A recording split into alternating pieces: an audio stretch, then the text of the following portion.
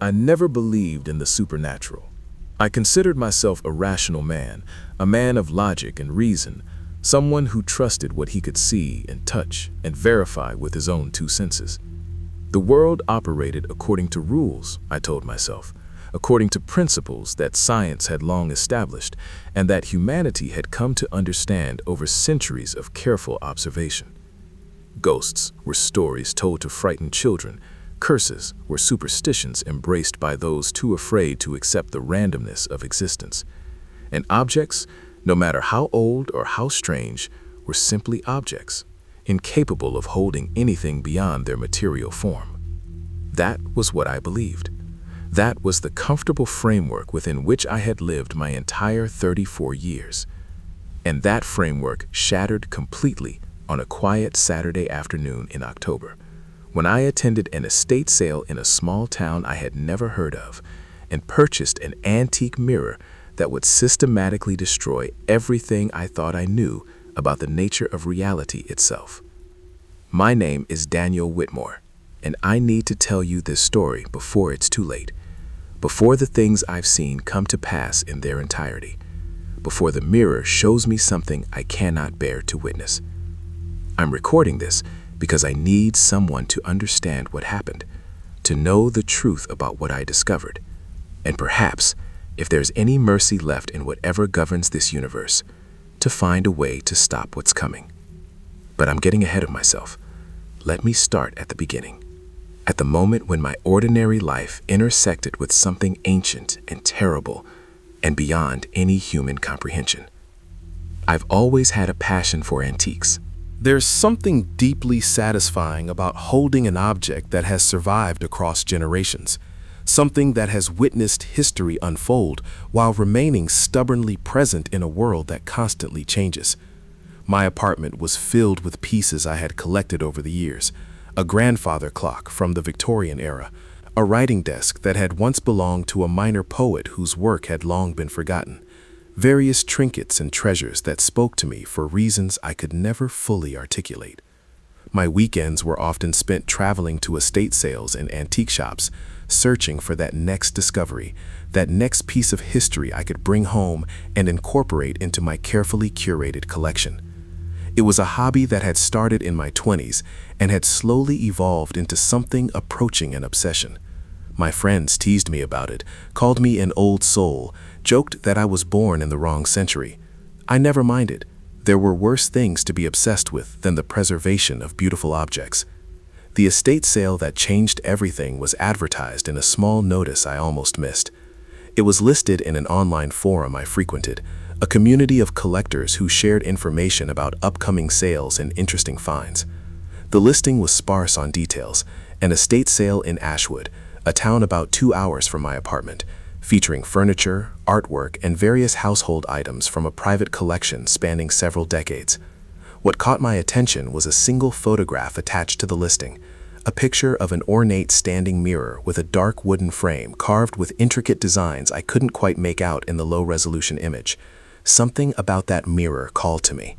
Something about its shape, its presence, the way it seemed to absorb the light around it, even in that grainy photograph. I saved the listing immediately and marked the date on my calendar. The drive to Ashwood took me through stretches of countryside I had never explored before.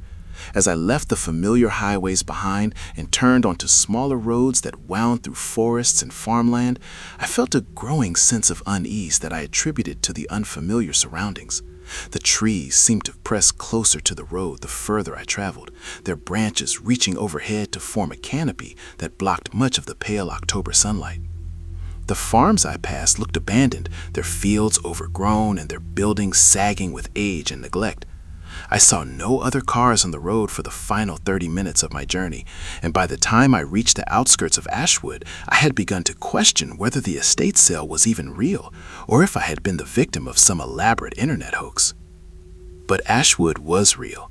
It was a small town, smaller than I had expected, just a main street lined with aging storefronts and a handful of residential streets branching off in various directions. Most of the businesses appeared closed, their windows dark and their doors locked, despite the fact that it was barely noon on a Saturday. The few people I saw on the street moved slowly, deliberately, and they watched my car pass with expressions I couldn't read. Not hostile exactly, but not welcoming either. Curious, perhaps, or wary. I found the address from the listing at the end of a dead-end street on the far side of town.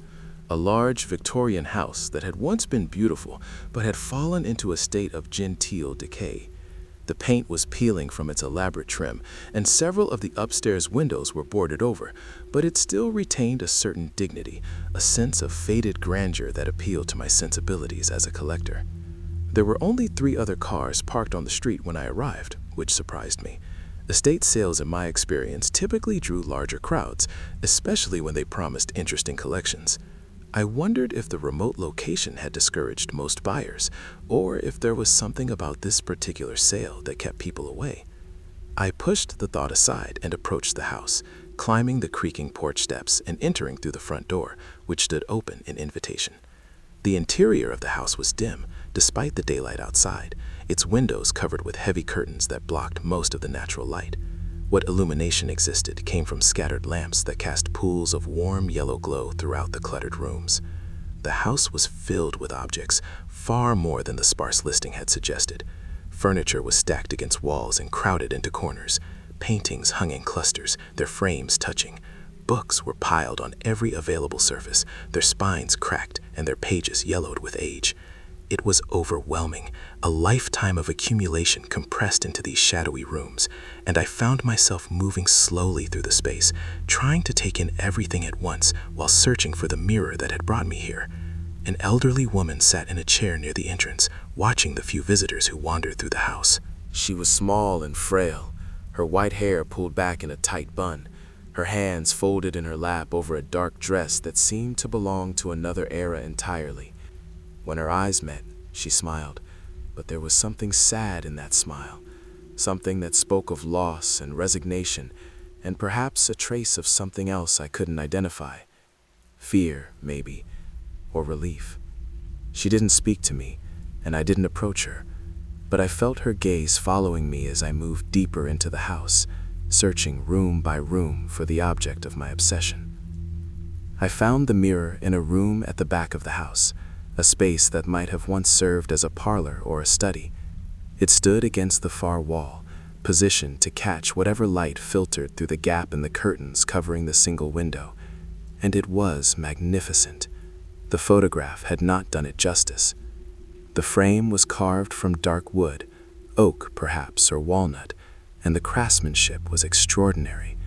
The carvings depicted a pattern of intertwining vines and flowers, but as I looked closer, I realized there were other things hidden within the design, faces peering out from between the leaves, hands reaching upward toward an unseen sky, and symbols I didn't recognize, but that seemed to repeat in a deliberate pattern around the entire frame.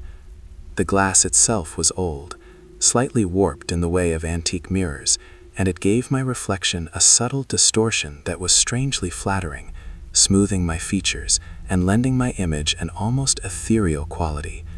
I knew immediately that I would buy it. The price, whatever it might be, was irrelevant. This mirror belonged with me, in my collection, in my home. It was the find I had been searching for without even knowing it, the piece that would complete something I hadn't realized was incomplete. I reached out to touch the frame, running my fingers along the intricate carvings, and the wood was cold beneath my touch, far colder than it should have been in the stuffy warmth of that cluttered house. I pulled my hand back instinctively, and as I did, I caught a glimpse of something in the mirror's surface that made my breath catch in my throat. For just a moment, less than a second, my reflection had been wrong. Not distorted in the way the old glass naturally distorted things, but fundamentally wrong, as if the mirror was showing me something other than what stood before it.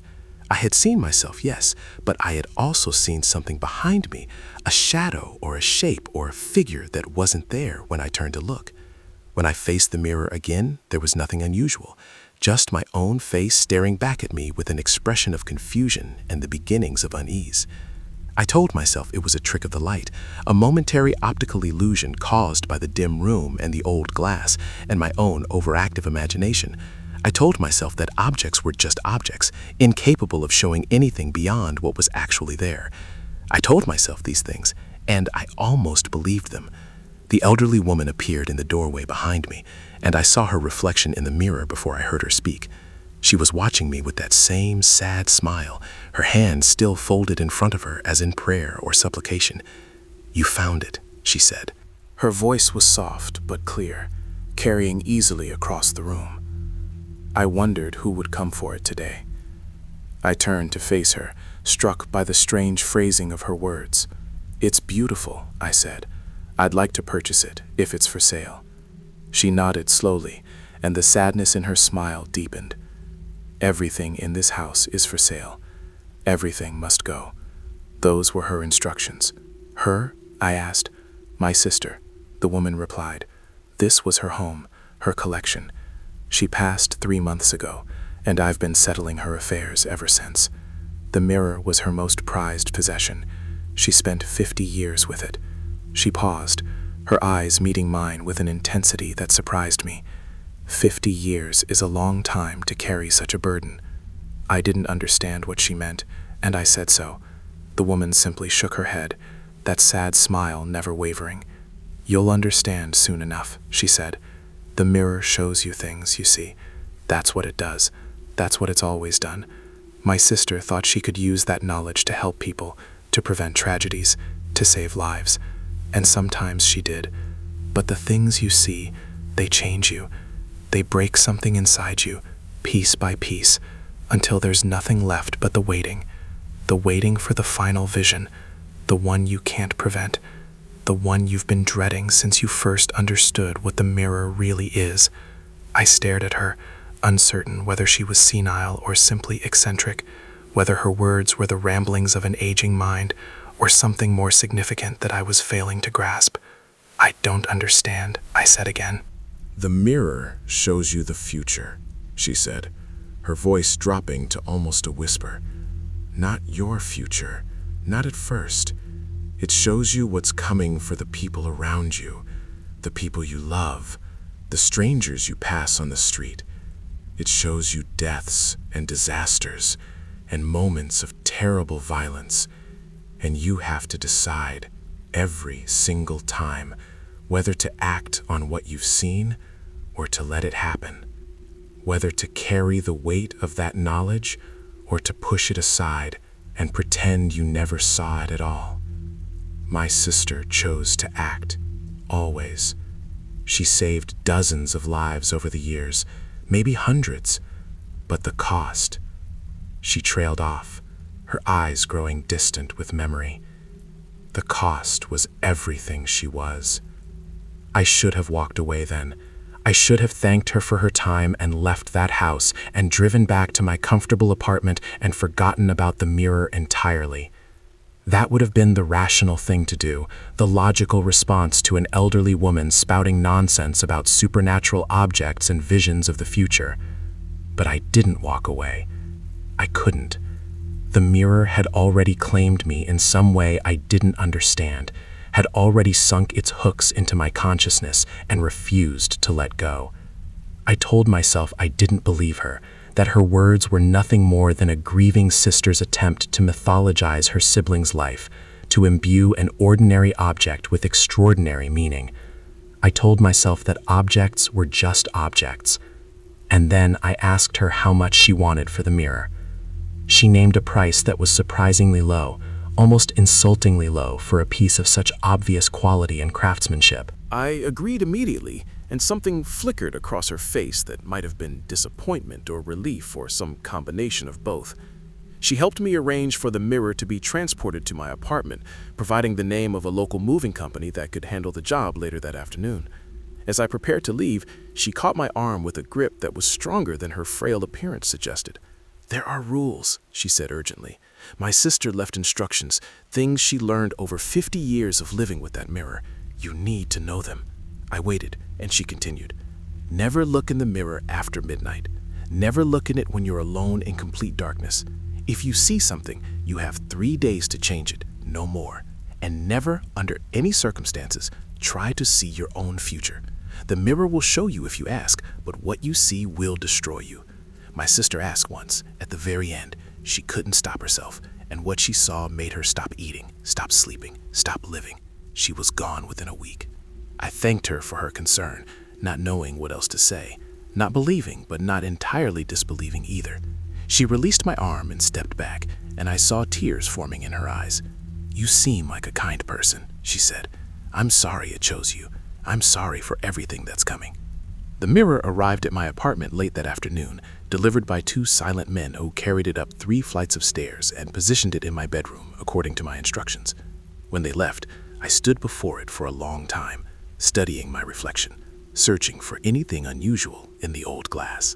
But there was nothing. Just me, just my bedroom behind me, just the ordinary world reflected back in the ordinary way. I decided the elderly woman had been exactly what I initially suspected, a grieving eccentric whose loss had driven her to strange beliefs. The mirror was beautiful, nothing more. I was satisfied with my purchase. That first night, I followed her rules anyway, not because I believed them, but because they had planted themselves in my mind and I couldn't shake them loose. I covered the mirror with a sheet before midnight and left it covered until morning. When I uncovered it in the pale light of dawn, everything was normal. My reflection looked tired but otherwise unchanged. The room behind me was exactly as it should be. I laughed at myself for my foolishness and went about my day. The first vision came 3 days later. I was getting ready for work, standing before the mirror as I adjusted my tie, when the surface of the glass seemed to ripple like water disturbed by a dropped stone. I froze, my hand still on my tie, watching as my reflection blurred and shifted and was replaced by something else entirely. I saw a street I recognized, an intersection near my office where I grabbed coffee most mornings. I saw a woman crossing that intersection, a woman I knew vaguely from the coffee shop, a regular whose name I had never learned but whose face was familiar. And I saw a delivery truck running the red light, moving too fast, the driver's head turned away from the road. I saw the impact. I saw the woman's body thrown through the air like a discarded doll. I saw her land on the pavement in a position no living person could achieve, her limbs bent at impossible angles, her eyes open and staring at nothing. And then the vision was gone, and I was looking at my own face again, pale and sweating and twisted with horror. I stumbled backward, nearly falling, my heart pounding so hard I could hear it in my ears. It wasn't real. It couldn't be real. Mirrors didn't show the future. Objects were just objects. I repeated these mantras to myself as I tried to calm my breathing, tried to convince myself that what I had seen was a hallucination, a product of stress or lack of sleep or the power of suggestion planted by a crazy old woman's ramblings. But I couldn't shake the image from my mind. The woman's face, the sound of the impact, which I hadn't actually heard but which my brain had somehow supplied, a sickening crunch of metal and flesh. The way her eyes had been open at the end, empty and accusing. I called in sick to work that day. I couldn't face that intersection, couldn't bear the possibility that I might see the woman from my vision walking toward her death. But I couldn't stay away either. The not knowing was worse than knowing, I realized. If I stayed home, if I ignored what the mirror had shown me, I would spend the rest of my life wondering if I could have saved her, wondering if the vision was real, and if my inaction had condemned an innocent woman to die. I went to the intersection. I stood on the corner near the coffee shop, watching every woman who passed, searching for the face I had seen in the mirror. Hours went by. My legs ached from standing. People stared at me, the strange man loitering on the corner for no apparent reason. I ignored them. I kept watching. And then I saw her. She emerged from the coffee shop with a cup in her hand, just as I had seen her 100 times before. She was wearing the same clothes from my vision, a blue coat, a red scarf, boots that clicked on the pavement as she walked. She approached the intersection. The walk signal changed, inviting her to cross. She stepped off the curb. I moved without thinking. I grabbed her arm and pulled her back, yanking her onto the sidewalk with a force that made her cry out in surprise and anger. Her coffee spilled across the concrete, and she turned on me with fury in her eyes. "What the hell are you doing?" she demanded. I couldn't answer. I was watching the intersection, watching the delivery truck that had just run the red light at full speed, watching it pass through the exact spot where the woman would have been standing if I hadn't pulled her back. The truck was gone in an instant, its horn blaring at some other perceived offense, its driver never knowing how close he had come to ending a life. The woman followed my gaze, and I saw the color drain from her face as she realized what had almost happened. "Oh my God," she whispered. "Oh my God, he would have. If you hadn't." She turned to me, and the anger in her eyes had been replaced by something else. Gratitude and wonder and a kind of bewildered terror. "How did you know?" she asked. "How could you possibly have known?" I had no answer for her. What could I say? That an antique mirror had shown me her death? That I had spent the morning fighting against my own disbelief, struggling with the impossibility of what I had seen? She would think I was insane. Maybe I was insane. Maybe none of this was really happening and I was locked away somewhere in a padded room, dreaming of magical mirrors and saved lives. Lucky timing, I mumbled, which was perhaps the least convincing lie I had ever told. But she was too shaken to press further, too grateful to question the impossible coincidence that had spared her life. She thanked me, effusively and tearfully, and she hugged me, this stranger whose name I didn't know. And then she walked away, on trembling legs, taking a different route, avoiding the intersection entirely. I went home and stood before the mirror for a long time, but it showed me nothing except my own haunted face. That was the beginning. Over the following weeks, the visions came with increasing frequency. I would look in the mirror, expecting to see my reflection, and instead I would see scenes of violence and tragedy and death. A house fire that would claim a family of 4, a mugging that would leave an elderly man bleeding on the sidewalk, a car accident on the highway, 2 vehicles twisted together in a sculpture of destruction. Each time, I saw faces I could identify, people I could find, disasters I could prevent if I acted quickly enough. The elderly woman's words echoed in my mind. "You have 3 days to change it, no more." I tested this and found it to be true. The events I witnessed in the mirror were always 3 days away, never more and never less. It was as if the mirror provided exactly enough time to intervene, exactly enough warning to make a difference if I chose to act. And I did choose to act. How could I not? Knowing what I knew, seeing what I saw, how could I stand aside and let people die when I had the power to save them? I became a different person, driven by a purpose I had never asked for but could not abandon. I saved the family from the house fire by calling in an anonymous tip about faulty wiring in their home, prompting an inspection that discovered the danger before it could become deadly. I stopped the mugging by appearing at the scene just before the attack, my presence deterring the would-be criminal who melted back into the shadows rather than risk a witness. I prevented the car accident by flattening the tire of one of the vehicles, delaying its driver long enough to avoid the collision that would have killed her and the occupants of the other car. I became a guardian of sorts, a silent protector, watching over a city full of people who had no idea how close they came to disaster on a daily basis. And it felt good. It felt meaningful in a way that nothing in my life had ever felt before. I was making a difference.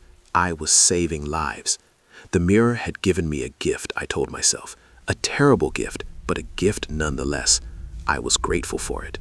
But the elderly woman had warned me about the cost, and I was already beginning to pay it. The visions took a toll on my mind that I didn't fully recognize at first. Watching people die, even in visions that I subsequently prevented, left scars on my psyche that accumulated over time. I saw the terror in their eyes, the moment of realization that death had come for them. I heard their screams, their pleas, the sounds they made in their final moments. These things stayed with me, playing on loop in my memory, even after I had changed the outcome, even after the people I had seen die were walking around alive and unharmed. I began to have nightmares, vivid and terrible dreams in which I failed to save them, in which I arrived too late, or made the wrong choice, or simply stood paralyzed while tragedy unfolded before me.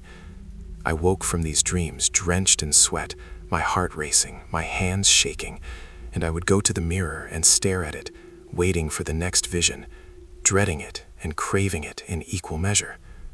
My behavior changed in ways that my friends and colleagues noticed but didn't understand. I became withdrawn, distracted, always seeming to be somewhere else, even when I was physically present. I lost weight because I forgot to eat, too consumed by my mission to pay attention to basic needs. I stopped returning phone calls, stopped accepting invitations, stopped engaging with the world except in the context of my strange new purpose. My supervisor at work called me into her office and expressed concern about my declining performance. My friends sent worried text messages that I read but didn't answer. I was drifting away from my former life, pulled inexorably towards something I couldn't name but couldn't resist. And then, the visions began to change. It started subtly.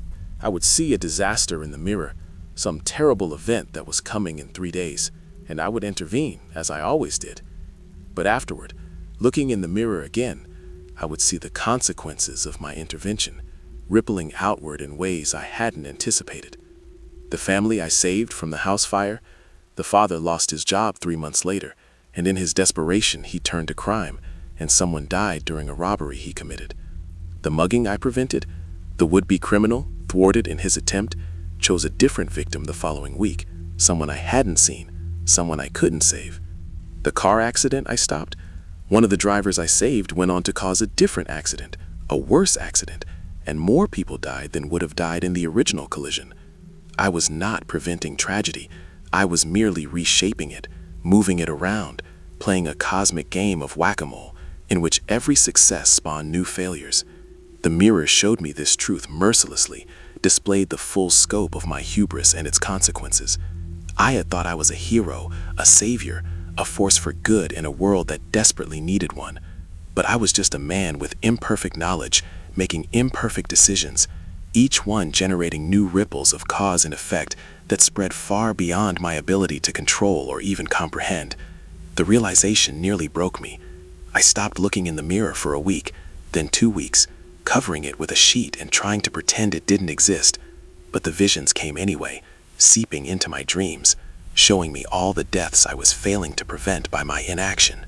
Children and elderly people and young couples just starting their lives, all of them dying in ways I could have stopped if only I had the courage to look. The guilt was unbearable. I returned to the mirror, hating it and needing it in equal measure, trapped in a cycle I had no idea how to escape. It was during this period of turmoil that I met Sarah. She was new to my apartment building, having moved in 3 floors above me, and we met by chance in the laundry room one evening. She was warm and funny and utterly unlike the visions that had come to dominate my existence. When I was with her, I felt almost normal, almost like the person I had been before the mirror entered my life. We began spending time together, first casually and then with increasing intention. She brought light into my darkness, hope into my despair. I fell in love with her quickly and completely, with a desperation that should have served as a warning, but that I was too consumed to recognize. I wanted to tell her about the mirror. The secret was eating me alive, and the closer we became, the more impossible it felt to keep it hidden. But how could I explain something so insane? How could I ask her to believe in magical mirrors and visions of the future and the terrible burden I had been carrying alone? She would think I was mentally ill. She would leave me, and I would be alone again, with nothing but the mirror and its endless parade of death. So I kept my secret, and I tried to maintain 2 lives. The one with Sarah, filled with dinners and movies and lazy Sunday mornings, and the one with the mirror, filled with blood and fire and screaming faces. The division was unsustainable, I knew that, but I didn't know how to resolve it, how to merge these 2 incompatible realities into something coherent and livable. I was breaking apart, fracturing along lines that grew wider with each passing day, and there was no one who could help me because there was no one who knew the truth. The mirror finally showed me Sarah on a Thursday evening in early spring. I was standing before it, preparing to face whatever horror it had in store for me, when the glass rippled and showed me something that made my blood freeze in my veins. I saw Sarah in an apartment I didn't recognize, surrounded by flames that crawled up the walls and consumed the ceiling. I saw her pounding on a door that wouldn't open, screaming for help that wasn't coming. I saw the smoke filling her lungs, saw her collapse to the floor, saw the fire advance toward her unmoving body, and I saw her die. The vision was more vivid than any I had experienced before, sharper and more detailed, as if the mirror wanted to make sure I understood exactly what was at stake. I saw every expression that crossed Sarah's face. The initial confusion, the dawning terror, the desperate fight for survival, the final moment of acceptance when she understood that help wasn't coming and that this small apartment would be her tomb. I saw it all, and when the vision ended and I was looking at my own reflection again, I found myself on my knees, sobbing uncontrollably, my hands pressed against the cold glass as if I could reach through and pull her to safety. 3 days. I had 3 days to save the woman I loved, but I didn't know where the vision took place. The apartment in the mirror wasn't Sarah's apartment, that much was clear. It was somewhere else, someplace she would be 3 days from now, a location I had never seen and couldn't identify from the brief glimpse the mirror had provided. How could I save her if I didn't know where she would be?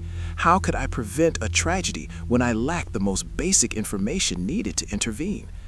I spent the next 24 hours in a state of barely controlled panic, trying to work backward from what I had seen, trying to identify any detail that might tell me where Sarah would be when the fire started. The apartment had been small, older, with distinctive molding around the ceiling that suggested a building from the early 20th century. There had been a painting on the wall, something abstract in blues and yellows that I didn't recognize. The door Sarah had been pounding on was wooden, painted white, with a brass handle that caught the light of the flames as she struggled to escape. It wasn't enough. There were thousands of apartments in this city that might match that description, and I had no way to narrow down the possibilities. I considered telling Sarah what I had seen, warning her to stay home for the next 3 days, to avoid any unfamiliar locations, to hide from a fate I couldn't clearly define. But what would I say? That a magical mirror had shown me her death? That I was a prophet of disaster who had spent months secretly saving strangers from the futures I witnessed? She would think I had lost my mind. She might call the police or a psychiatric hospital. She would certainly leave me, and I would lose the opportunity to protect her because she would no longer trust me enough to listen. I was trapped, paralyzed by impossible choices and insufficient information, watching the hours tick by as the moment of Sarah's death drew inexorably closer. On the second day, I made a decision that violated every rule the elderly woman had given me. I went to the mirror and I asked it to show me more. Show me where this happens, I demanded. Show me how to save her. Show me what I need to know. The mirror's surface rippled, and for a moment I thought my request had worked. I thought the mirror was going to provide the answers I so desperately needed. But instead of showing me Sarah's location, the mirror showed me something else entirely. It showed me a vision of myself. I saw myself standing in a burning apartment, the same apartment from Sarah's vision, and I understood immediately what the mirror was telling me. I was there when it happened. I was present when the fire started. And as the flames spread and the smoke thickened, I saw myself making a choice. I could save Sarah, or I could save myself, but I could not save us both. The door she had been pounding on was blocked by a wall of fire, but there was a window on the far side of the room, a window large enough for one person to escape. In the vision, I went to that window. In the vision, I left her behind. The mirror was showing me the future it expected, the future in which I chose my own survival over hers. And in that future, Sarah died screaming while I climbed to safety and lived with the knowledge of what I had done. But I could change it. That was the entire point of the mirror, the entire purpose of its terrible visions. I could see what was coming and choose a different path. I could be better than the coward the mirror expected me to be. On the third day, Sarah called me with excitement in her voice. Her friend Emily was throwing a last-minute party at her new apartment, and Sarah wanted me to come. She gave me the address, and I recognized it immediately from my research. An older building, early 20th century, with distinctive molding that matched what I had seen in the mirror. Emily's apartment was the location of the fire. The party was the occasion. And something at that party, something I still didn't understand, would trigger the blaze that would kill the woman I loved. I went to the party. The apartment was exactly as the mirror had shown me, down to the abstract painting on the wall and the white door with the brass handle. It was crowded with people I didn't know, friends of Emily's who laughed and talked and had no idea what was coming. Sarah introduced me to some of them, but I couldn't focus on their names or faces. I was scanning the apartment, searching for the source of the fire, trying to understand what would go wrong so I could prevent it. I found it in the kitchen, an old stove with a faulty connection, a pot of oil heating for some dish that Emily was preparing, and a dish towel draped carelessly close to the burner. It was so mundane, so ordinary, so easily preventable. I watched Emily move around her kitchen, chatting with guests, paying no attention to the disaster assembling itself on her stovetop. All it would take was one moment of inattention, one accidental brush of the towel against the flame, and the oil would ignite, and the fire would spread, and people would die. I acted without hesitation. I moved into the kitchen, made small talk with Emily while casually relocating the dish towel to a safe distance, and then, when she wasn't looking, I turned off the burner beneath the oil. She would notice eventually, would be confused about why her oil wasn't heating, but by then, the danger would have passed. I had done it. I had prevented the fire. Sarah was safe. But the mirror had shown me a vision where I was in the apartment when the fire started. The mirror had shown me a choice between saving Sarah and saving myself. If I had prevented the fire entirely, there should have been no vision at all, no impossible choice, no test of my character. Something was wrong. Something didn't fit. I understood too late. The fire didn't start from the stove. It started from a candle in the living room, knocked over by a drunken guest who stumbled into a shelf and sent a glass jar of vanilla-scented wax tumbling onto a pile of magazines that had been left on the floor. The flames caught instantly, spreading faster than should have been possible, racing across the carpet toward the curtains as guests screamed and fled toward the exits. I had been so focused on the kitchen, so certain I had identified the source of danger, that I had missed the true threat entirely. The mirror hadn't shown me how to prevent the fire. It had shown me the fire as inevitable, as fated, as something that could not be stopped, but only survived. And now I understood why. Some things were meant to happen. Some futures could not be changed. The smoke was already thickening as I pushed through the panicking crowd, searching for Sarah. Most of the guests had made it to the front door, but the exit was becoming blocked by the press of bodies, everyone trying to escape at once through an opening that could only accommodate them one at a time. I heard screaming, smelled burning fabric and melting plastic, felt the heat of the flames on my skin as I fought my way deeper into the apartment, toward the back rooms where Sarah had gone just minutes before the fire started. I found her in Emily's bedroom, just as the mirror had shown me. The door to the hallway was blocked by a wall of fire that had spread impossibly fast, cutting off the obvious escape route. Sarah was pounding on the door, just as I had seen. And when she turned and saw me, the terror in her eyes broke something inside me that would never fully heal. "Daniel!" she screamed. "I can't get out! The door! The fire! I can't!" I pulled her away from the door, away from the flames licking at its edges, and I looked around the room with desperate clarity. There was the window the mirror had shown me, the window large enough for one person to escape. We were on the 4th floor, but there was a fire escape just outside. If we could reach it, if we could fit through the narrow opening, we might survive. But only one of us could fit at a time. And the fire was spreading. The mirror had shown me choosing myself. The mirror had shown me leaving Sarah to die. But I was not the man the mirror expected me to be. I was better than that. I had to be better than that. "Go," I told Sarah, pulling her toward the window. "You first. You have to go now." She resisted, shaking her head, tears streaming down her face. "Not without you. I won't leave you." "I'll be right behind you," I lied. "I promise, but you have to go first. Please, Sarah, please." The ceiling was starting to collapse. The flames were spreading toward us. We had seconds, maybe less. I forced the window open and pushed Sarah through it onto the fire escape, ignoring her protests and her grasping hands. She was safe. She would live. That was all that mattered. I turned to follow her, and the ceiling gave way. I don't remember the impact. I don't remember the fire consuming the room or the floor collapsing beneath me. I remember heat and pain and darkness, and then I remember waking up in a hospital bed with bandages covering most of my body and Sarah holding my hand, tears streaming down her face. I survived. Against all odds, against the future the mirror had shown me, I survived. The firefighters had found me in the rubble, badly burned but breathing, and they had pulled me out before the building collapsed entirely. I spent 3 months in the hospital, enduring surgeries and skin grafts and the long, slow agony of recovery. Sarah stayed with me through all of it, never once letting go of my hand, never once questioning the strange conviction with which I had pushed her to safety before myself. When I finally returned to my apartment, the mirror was waiting for me. It stood exactly where I had left it, its surface reflecting the room with that slight distortion I had come to know so well. I approached it slowly, unsure what to expect, unsure what the mirror would show me now that I had defied its prediction and survived a future where I was meant to die. The glass rippled as I watched. An image formed, a vision of the future, the first I had received since the fire. But it was different this time. Instead of showing me a stranger's death, instead of showing me a tragedy I might prevent or fail to prevent, the mirror showed me something I had never seen before.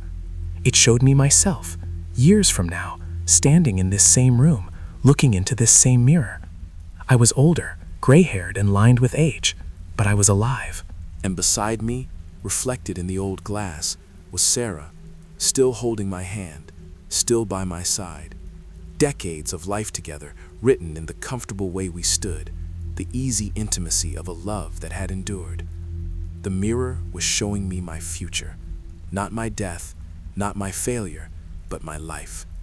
The life I had earned by making the right choice in that burning apartment, by being better than the mirror expected, by choosing love over fear.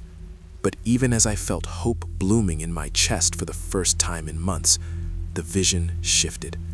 The image of our happy future rippled and distorted, and beneath it, I glimpsed something else. Shadows moving at the edges of the frame, shapes that didn't belong, faces that watched with eyes that held no light. The same faces I had seen carved into the mirror's frame, peering out from between the vines and flowers, reaching toward an unseen sky. They were there, in my future, waiting for something, waiting for me. The elderly woman's words returned to me then, her warning about the cost of the mirror's gift.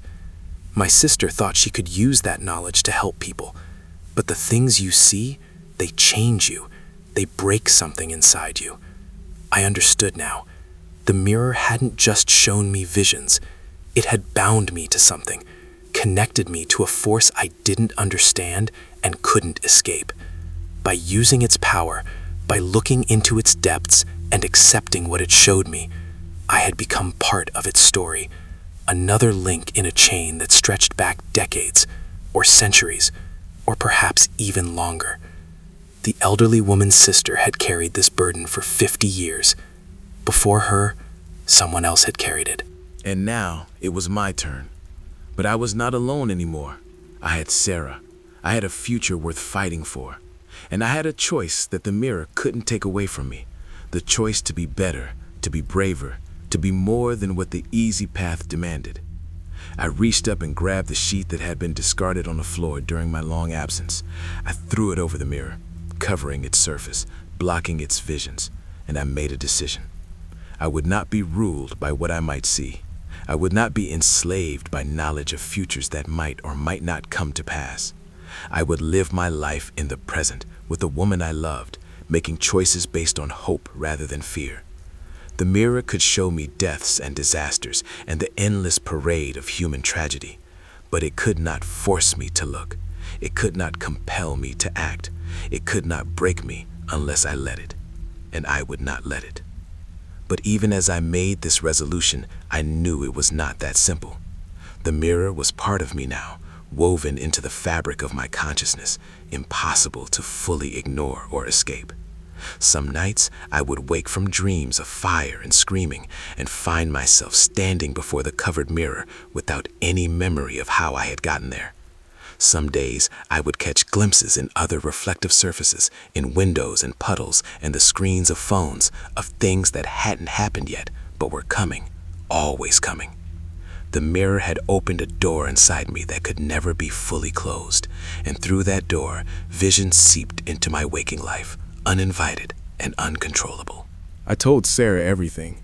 It took me weeks to work up the courage, and when I finally spoke the words, I expected her to look at me with fear or pity or the careful blankness of someone dealing with a person who has lost their grip on reality. But she didn't. She listened, and when I was done, she took my hand and said something I would never forget. "I believe you," she said. "I don't understand it. I don't know how it's possible. But I believe you, and I love you, and we're going to figure this out together." And we did, as best we could. We established routines and boundaries, ways of managing the burden that helped me maintain some semblance of normal life. I limited my interactions with the mirror, looking into it only when I felt strong enough to handle what I might see. When visions came, Sarah was there to ground me, to remind me that the future was not fixed, that choices still mattered, that love was stronger than fate. The years passed. We married, moved to a new home, built a life together that was fuller and richer than I had ever imagined possible. The mirror came with us, always covered, always present, a reminder of the darkness I had survived and the light I had found on the other side. Sometimes I went months without looking into it. Sometimes I uncovered it and asked for guidance, using its visions to save lives when I could, accepting my failures when I couldn't. The faces in the frame watched me, patient and eternal, waiting for something I still didn't understand. I am an old man now, writing this account by the light of a lamp in the study of a house I have shared with Sarah for nearly 40 years. She is upstairs, sleeping peacefully, dreaming dreams I hope are kinder than the visions that still sometimes haunt me. The mirror is here too, in the corner of the room, covered with the same sheet I threw over it all those years ago. I have not looked into it for a long time. I have been afraid of what I might see. But tonight, I feel something calling me, a whisper at the edge of consciousness, a pull that I have resisted for too long. The mirror wants to show me something, one final vision, one last glimpse of a future I can no longer change. I am walking toward it now, my hand reaching for the sheet, my heart pounding with a fear I thought I had conquered long ago. I know what I will see. I have known for months, in the way you know things you have spent a lifetime trying not to acknowledge. The mirror showed me once before, in the hospital after the fire, in a vision I told no one about, not even Sarah. It showed me this moment, an old man approaching an old mirror, ready to face the truth he had been running from his entire life. The mirror shows me things that haven't happened yet. That's what it does. That's what it has always done. And what it will show me tonight is the one thing I never wanted to see. The one thing the elderly woman warned me about. The one thing that destroyed her sister and will destroy me too if I let it. It will show me how my story ends. I am pulling off the sheet. The glass is rippling. The vision is forming. And I see. I see myself, lying in a bed that is both familiar and strange. I see Sarah beside me, holding my hand, tears streaming down her lined face. I see our children, grown now, standing in the doorway with grief already settling into their eyes. I see the room growing darker, the world growing quieter, as the thing that has sustained me for so many years finally, gently, lets go. I see my own death, and it is peaceful, and it is surrounded by love, and it is not the end. Because in the mirror, beyond the vision of my passing, I see something else. I see the faces in the frame, no longer watching, but welcoming. I see hands reaching out, not to drag me down, but to lift me up.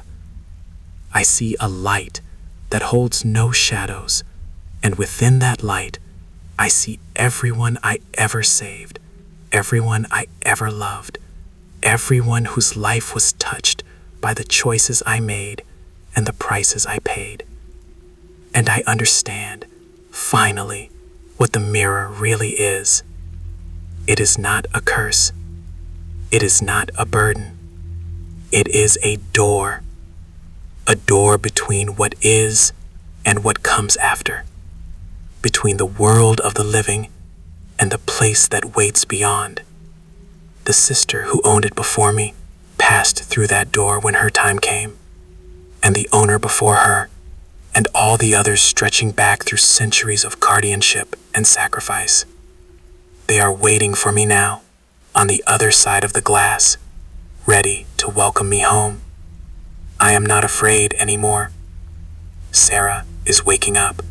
I can hear her footsteps on the stairs, coming to find me as she always does when I am gone too long. I will go to her. I will hold her.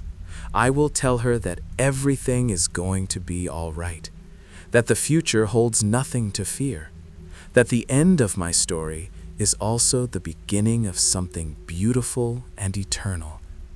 But first, I want to leave this account. I want someone to know what the mirror showed me, what I learned from its visions, what it cost me, and what it gave me in return. If you are reading this, if you have found this document after I am gone, know that the mirror is real.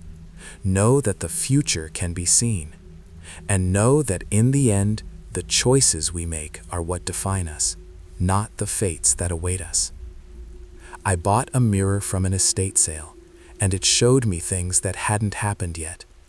It showed me death and tragedy and the terrible weight of knowing what was coming. But it also showed me love.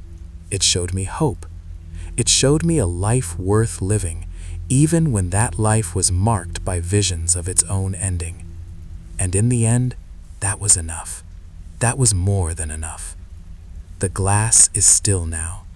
My reflection looks back at me, old and tired and at peace. Sarah is calling my name. I am going to her, going to the life we built together, going to the final chapter of a story that began with a mirror and ends with love. Whatever comes next, I am ready. Thank you for listening. Thank you for believing. And if you ever find a mirror that shows you things that haven't happened yet, remember what I learned. The future is not fixed. The visions can be changed. And the choices you make in the face of impossible knowledge are the choices that define who you really are. Be brave, be kind, be better than you think you can be, and never, ever stop choosing love. This is Daniel Whitmore, signing off. The mirror is dark now, the visions are done, and somewhere beyond the glass, the light is waiting.